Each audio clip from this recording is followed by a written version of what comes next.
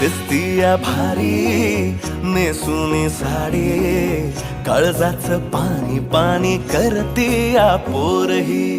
आता क्यूट वाली गावरान बोली, खट्याळ थोडी माझ्या काळजाची चोरही.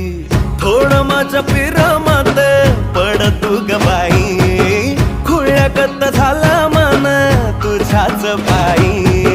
आता मला लागली या लग्नाची घाई, नाही आता बोलू नको अग माझी राणी. होशील का या बठ्याची सोबर घरवाली.